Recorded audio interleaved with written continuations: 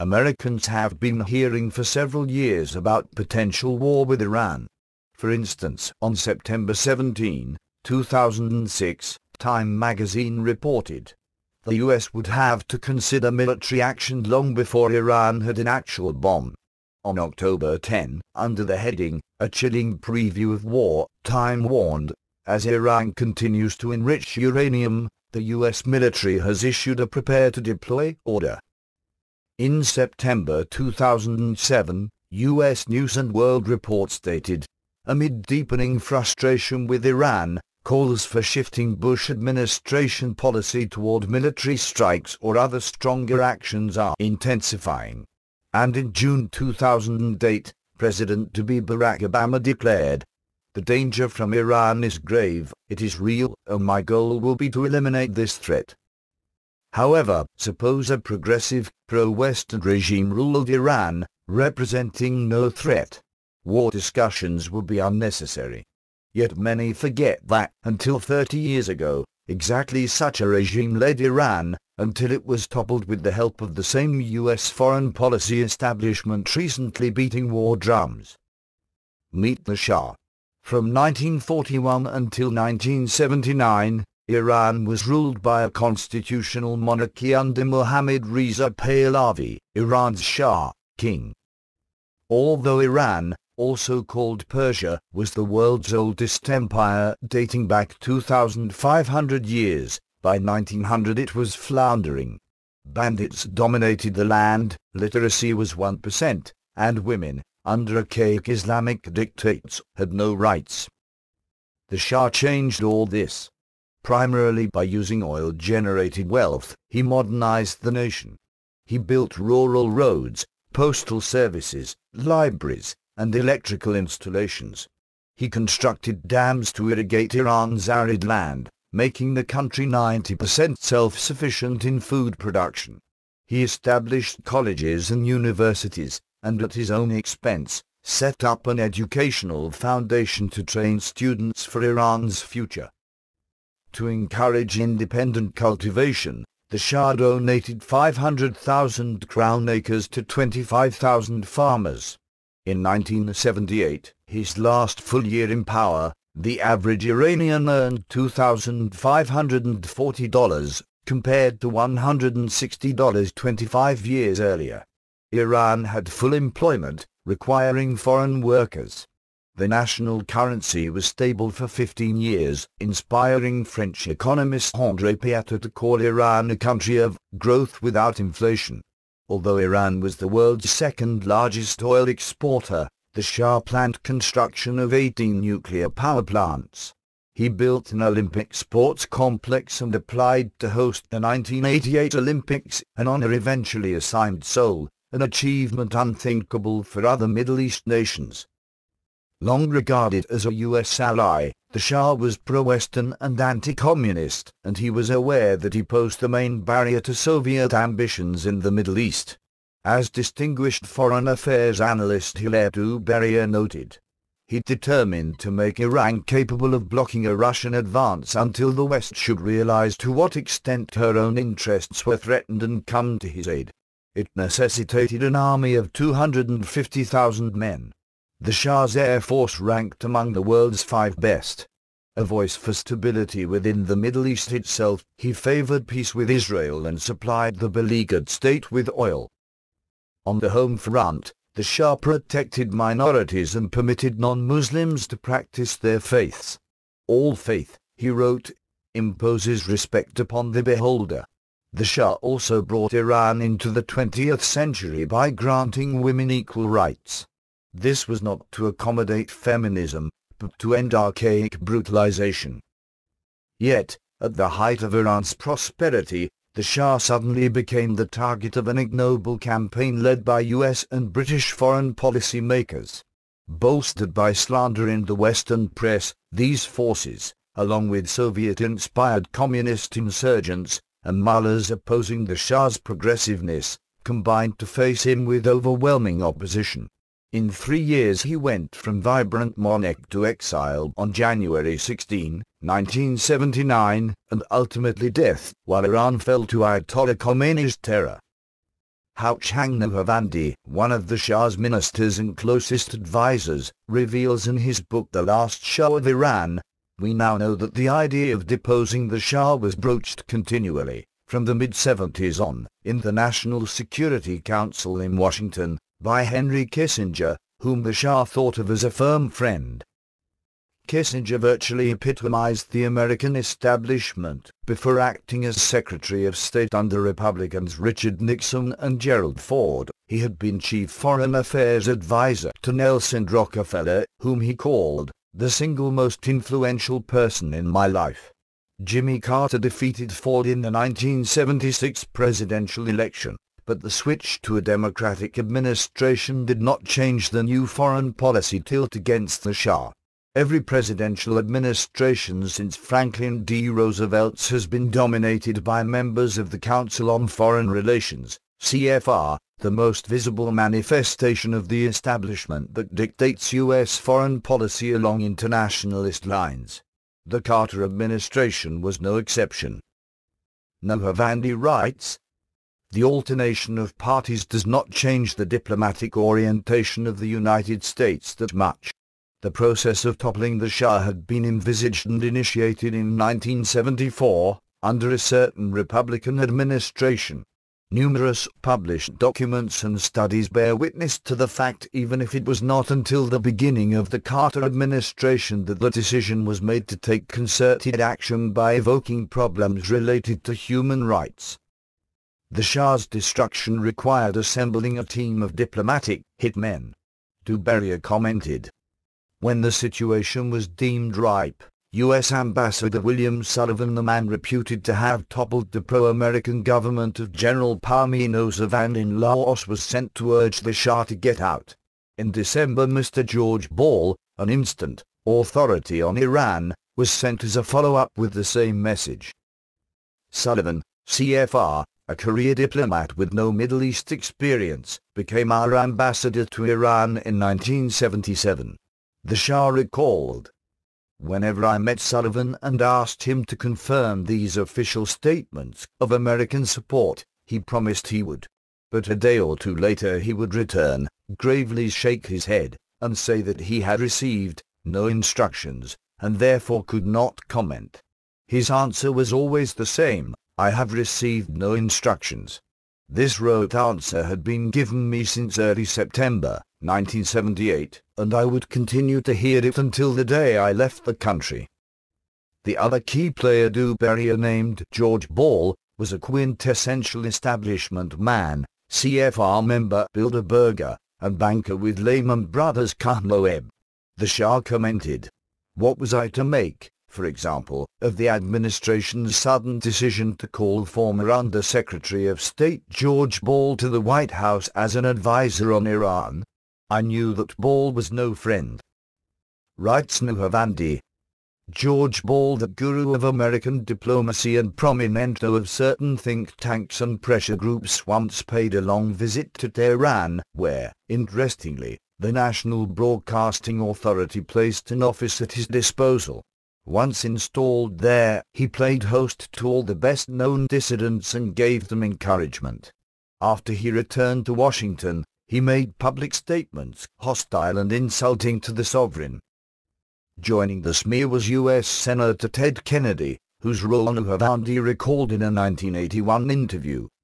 But we must not forget the venom with which Teddy Kennedy ranted against the Shah, nor that on December 7, 1977, the Kennedy family financed the so-called Committee for the Defense of Liberties and Rights of Man in Tehran, which was nothing but a headquarters for revolution. Suddenly, the Shah noted the U.S. media found him a despot, an oppressor, a tyrant. Kennedy denounced him for running one of the most violent regimes in the history of mankind. At the center of the human rights complaints was the Shah's security force, SEVAK.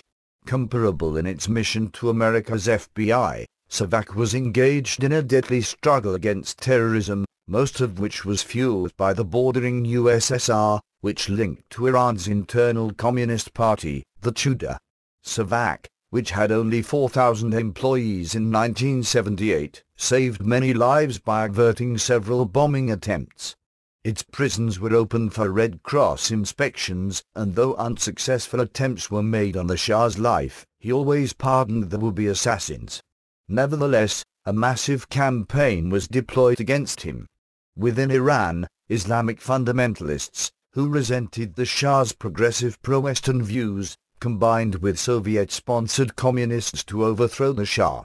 This tandem was odd, because communism is committed to destroying all religion, which Marx called the opiate of the masses. The Shah understood that Islamic Marxism was an oxymoron, commenting, "Of course the two concepts are irreconcilable unless those who profess Islam do not understand their own religion or pervert it for their own political ends." For Western TV cameras, protesters in Tehran carried empty coffins, or coffins seized from genuine funerals, proclaiming these were victims of Savak. This deception, later admitted by the revolutionaries, was necessary because they had no actual martyrs to parade. Another tactic, demonstrators splashed themselves with mercurochrome, claiming Savak had blooded them.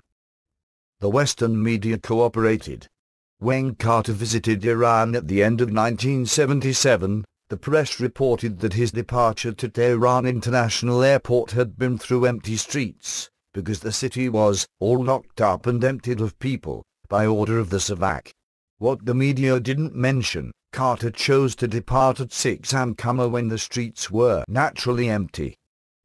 An equally vicious campaign occurred when the Shah and his wife, Empress Farah, came for a state visit to America in November 1977.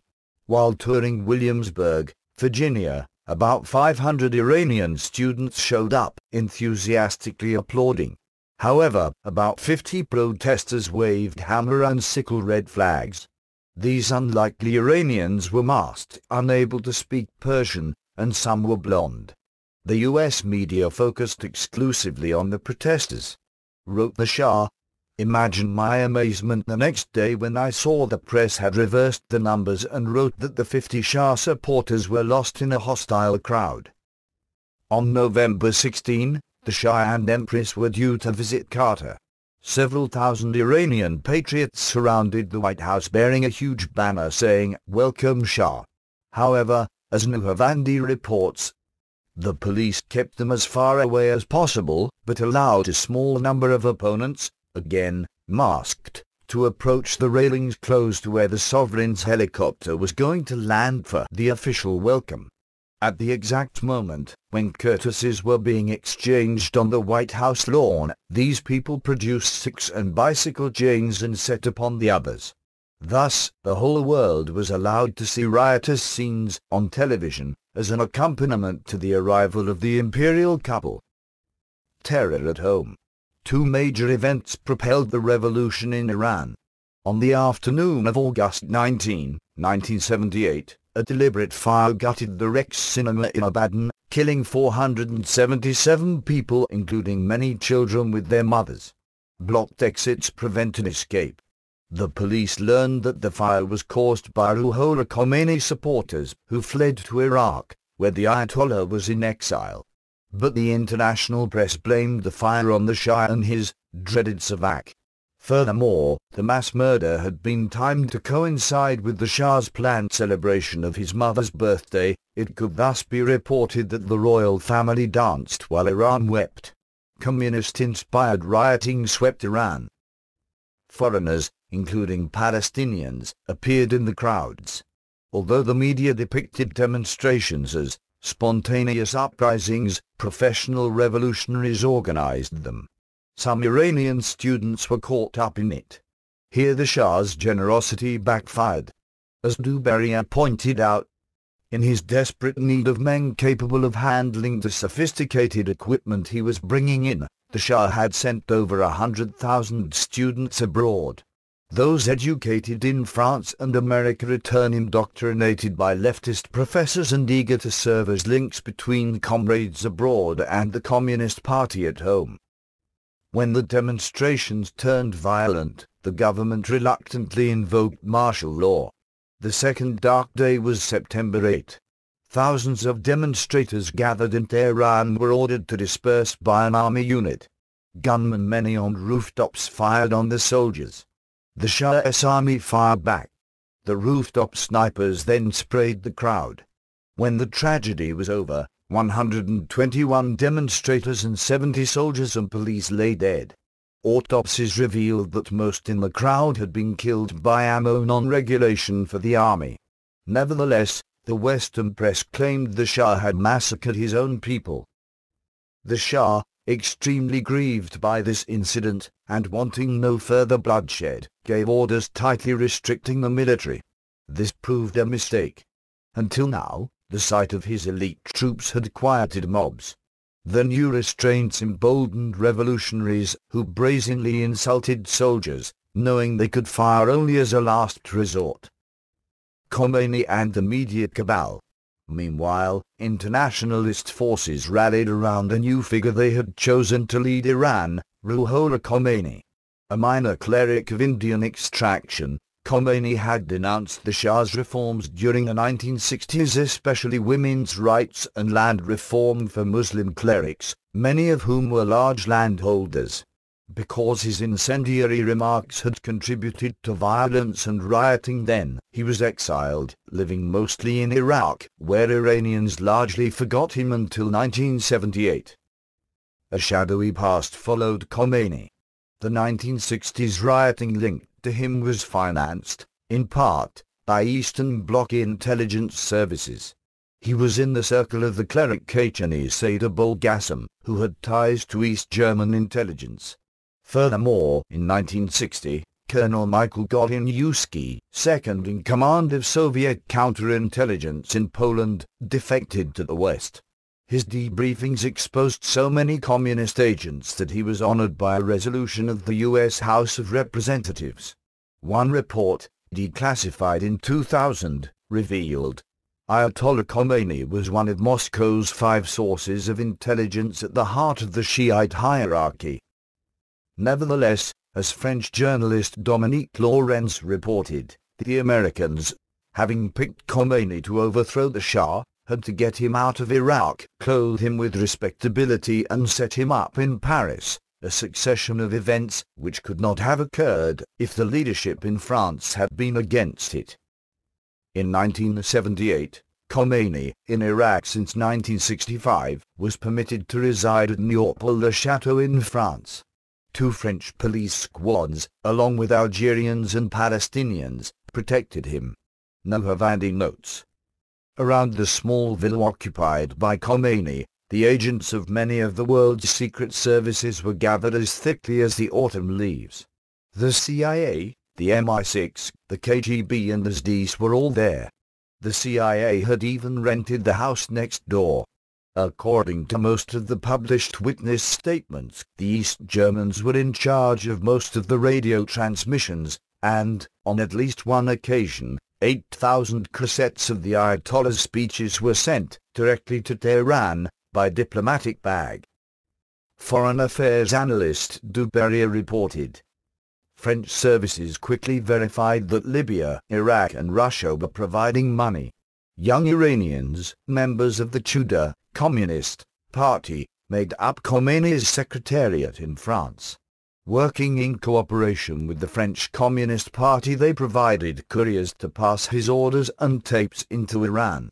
Their sympathizers in Britain turned the BBC, British Broadcasting Corporation, into a propaganda organ.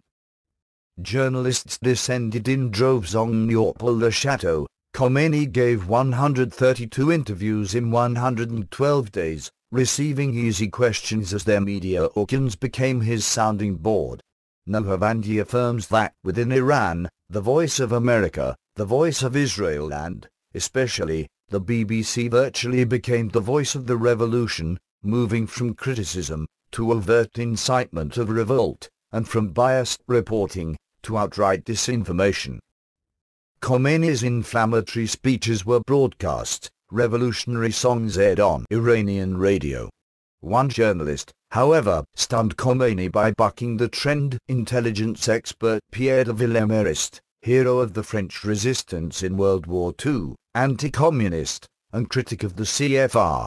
Interviewing Khomeini, de Villiers asked, "How are you going to solve the economic crisis into which you have plunged the country through your agitation of these past few weeks? And aren't you afraid that when the present regime is destroyed you will be outpaced by a party as tightly knit and well organized as the communist Tudor?" Khomeini didn't reply. The interpreter stood, saying, "The Ayatollah is tired." De Villiers registered his concern with the French Ministry of the Interior, but reported, "They told me to occupy myself with something else." Ending the Shah's rule. Iran's situation deteriorated. As Western media spurred revolutionaries, riots and strikes paralyzed Iran. The Shah wrote, "At about this time, a new CIA chief was stationed in Tehran. He had been transferred to Iran from a post in Tokyo with no previous experience in Iranian affairs. Why did the US install a man totally ignorant of my country in the midst of such a crisis? I was astonished by the insignificance of the reports he gave me. At one point we spoke of liberalization and I saw a smile spread across his face." The Carter administration's continuous demand upon the Shah, liberalize. On October 26, 1978, he freed 1,500 prisoners, but increased rioting followed. The Shah commented that, "The more I liberalized, the worse the situation in Iran became. Every initiative I took was seen as proof of my own weakness and that of my government." Revolutionaries equated liberalization with appeasement. "My greatest mistake," the Shah recalled, "was in listening to the Americans on matters concerning the internal affairs of my kingdom." Iran's last hope, its well-trained military could still restore order. The Carter administration realized this. Du Barrier noted. Air Force General Robert Howitzer, deputy commander of U.S. forces in Europe, was sent to pressure Iran's generals into giving in without a fight. Howitzer directly threatened the military with a break in diplomatic relations and a cut-off of arms if they moved to support their monarch. It was therefore necessary, the Shah wrote, to neutralize the Iranian army. It was clearly for this reason that General Howitzer had come to Tehran. Howitzer only paid the Shah a cursory visit, but had 3 meetings with Iran's revolutionary leaders, one lasting 10 hours. Howitzer, of course, had no authority to interfere with the foreign nation's sovereign affairs. Prior to execution later by Khomeini, General Amir Hossein Rabai, Commander-in-Chief of the Iranian Air Force, stated, "General Howitzer threw the Shah out of the country like a dead mouse." U.S. officials pressed the Shah to leave Iran. He reflected, "You cannot imagine the pressure the Americans were putting on me, and in the end it became an order. How could I stay when the Americans had sent a General Howitzer to force me out? How could I stand alone against Henry Precht, the State Department Director for Iran, and the entire State Department?" He finally accepted exile, clinging to the belief that America was still Iran's ally, and that leaving would avert greater bloodshed. These hopes proved illusions. A factor in the Shah's decision to depart was that, unknown to most people, he had cancer. U.S. Ambassador William Sullivan, CFR, assured the Shah that, if he exited Iran, America would welcome him. Despite the pleadings of myriad Iranians to stay, he reluctantly left. However, shortly after reaching Cairo, the U.S. ambassador to Egypt effectively informed him that the government of the United States regrets that it cannot welcome the Shah to American territory. The betrayed ruler now became a man without a country. Iran's chaotic descent. On February 1, 1979, with U.S. officials joining the welcoming committee, Ayatollah Khomeini arrived in Iran amid media fanfare. Although counter-demonstrations, some numbering up to 300,000 people, erupted in Iran, the Western press barely mentioned them. Khomeini had taken power, not by a constitutional process, but violent revolution that ultimately claimed hundreds of thousands of lives. Numerous of his opponents were executed, usually without due process, and often after brutal torture. Tehran's police officers loyal to the Shah were slaughtered. At least 1,200 Imperial Army officers, who had been instructed by General Hawizah not to resist the revolution, were put to death. Before dying, many exclaimed, "God save the King." On February 17, reported Ruberia, General Hawizah faced the first photos of the murdered leaders whose hands he had tied and read the descriptions of their mutilations. At the year's end, the military emasculated and no longer a threat, the Soviet Union invaded Afghanistan. More Iranians were killed during Khomeini's first month in power than in the Shah's 37-year reign. Yet Carter, Ted Kennedy, and the Western media, who had brayed so long about the Shah's alleged human rights violations, said nothing. Mass executions and torture elicited no protests. Seeing his country thus destroyed, the exiled Shah raged to an advisor, "Where are the defenders of human rights and democracy now?" Later, the Shah wrote that there was not a word of protest from American human rights advocates who had been so vocal in denouncing my tyrannical regime. It was a sad commentary, I reflected, that the United States, and indeed most Western countries, had adopted a double standard for international morality. Anything Marxist, no matter how bloody and base, is acceptable. Exile. The Shah's personal tragedy wasn't over. He stayed briefly in Egypt and Morocco, but did not wish to impose risks on his hosts from Muslim extremists. Eventually he welcomed Mexican President López Portillo's hospitality. However, in Mexico the Shah received an invitation from CFR Chairman David Rockefeller, who used influence to secure permission for the Shah to come to America for medical treatment. Rockefeller sent a trendy Park Avenue MD to examine the Shah, who agreed against his better judgment to abandon his personal physicians and fly to New York for treatment. In October 1979, he was received at the Rockefeller-founded Sloan Kettering Memorial Hospital for cancer treatment. Here the Shah experienced a fateful delay in spleen surgery that some believe accelerated his death. The Shah's admission to the United States had another outcome. Partly in retribution, on November 4, 1979, Iranians took 52 hostages from the U.S. Embassy in Tehran. According to Nahavandi, Soviet special services assisted them. This embarrassed Jimmy Carter, who had done so much to destroy the Shah and support Khomeini. The seizure made the Shah a pawn. While in New York, Mexico inexplicably reversed its welcome, informing the Shah that his return would contravene Mexico's vital interests. One can only guess at the hidden hands possibly influencing this decision. Carter faced a dilemma. Iran wanted the Shah's return for a degrading execution in exchange for the American hostages. However, a direct trade might humiliate the United States. Therefore, Panama was selected as intermediary. Following treatment in New York, the Shah was informed he could no longer remain in America, but Panama would welcome him. In Panama, however, the Shah and Empress were under virtual house arrest. It was apparent that it would only be a matter of time before the Shah would be sent to Iran in exchange for the hostages. A special cage was erected in Tehran. Khomeini's followers envisioned parading him in the streets before final torture and bloody execution. However, Anwar Sadat, the Egyptian president and the Shah's friend, discerned the scheme and sent a jet to Panama, which escorted the Shah and Empress safely to Egypt. Mohammad Reza Pahlavi died on July 27, 1980. His last words, "I wait upon fate, never ceasing to pray for Iran and for my people. I think only of their suffering."